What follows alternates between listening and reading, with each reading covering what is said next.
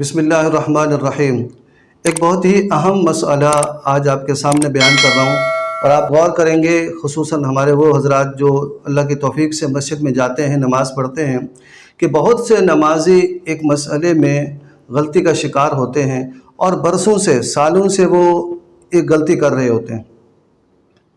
صحیح بخاری شریف اور صحیح مسلم شریف کی متفقن علیہ حدیث پاک ہے، جس میں اللہ کے نبی صلی اللہ علیہ وسلم نے فرمایا کہ جو شخص امام سے پہلے رکوع یا سجدے میں سر اٹھاتا ہے، کیا وہ اس بات سے نہیں ڈرتا کہ اللہ تعالیٰ اس شخص کا چہرہ گدھے کی شکل میں بدل دے؟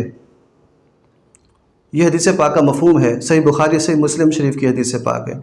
بہت سے لوگ دیکھا گیا، کیونکہ میں خود بھی مسجد کا امام ہوں، جب کبھی نماز پڑھاتے ہوئے جب میں نے بائیں طرف سلام پھیرا تو میں دیکھتا ہوں کہ کئی لوگ سلام پھیر کر پالتی مار کے بیٹھے ہوئے ہوتے ہیں، نہ جانے انہوں نے کب سلام مکمل کیا، کیا ہوا، پہلی صف میں بیٹھے ہوئے۔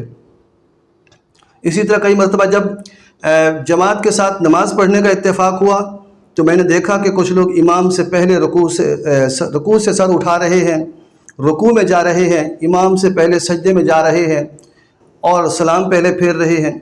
تو یہ جناب اللہ کے عذاب کو دعوت دینے والی بات ہے۔ آپ نے اس پیغام کو، اس بیان کو ان سب لوگوں تک پہنچانا ہے جو اس غفلت کا شکار ہیں، نہ جانے آپ کی اس چھوٹی سی کوشش سے کسی کی نماز اور اس کی آخرت بچ جائے۔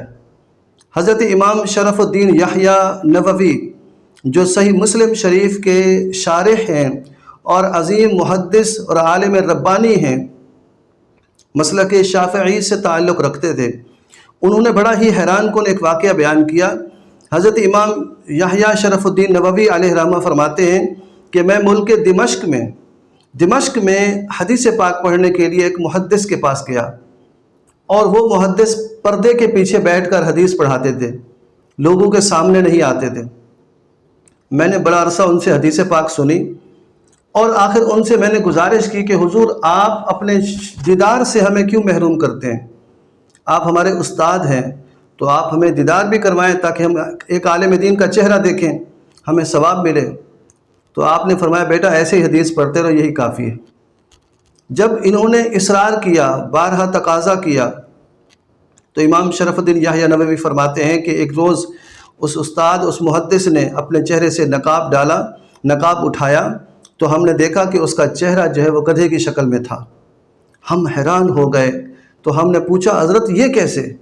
تو فرمانے لگے کہ وہ حدیث پاک جو صحیحین کی حدیث پاک ہے، جس میں اللہ کے نبی نے فرمایا کہ جو شخص امام سے پہلے رکوع سجدے سے سر اٹھاتا ہے، کیا وہ اس بات سے نہیں ڈرتا کہ اللہ تعالیٰ اس کا چہرہ گدھے کی شکل میں بدل دے؟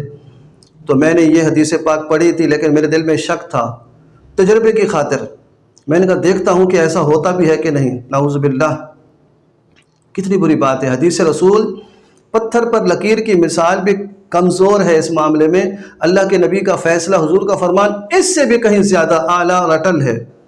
تو وہ کہتے ہیں کہ میں نے غلطی کی اور میں نے تجربے کی خاطر اس کو چیک کرنا چاہا، اور جان بوجھ کے میں نے امام سے پہلے رکوع سجدے میں سر اٹھایا، تو اللہ تعالیٰ نے میری شکل کو گدھے کی شکل میں بدل دیا۔ اس لیے یاد رکھیے، امامت اللہ کی طرف سے ایک عظیم اعزاز ہے، اور اس منصب کا لحاظ کرتے ہوئے امام بنایا ہی اس لیے جاتا ہے کہ اس کی پیروی کی جائے۔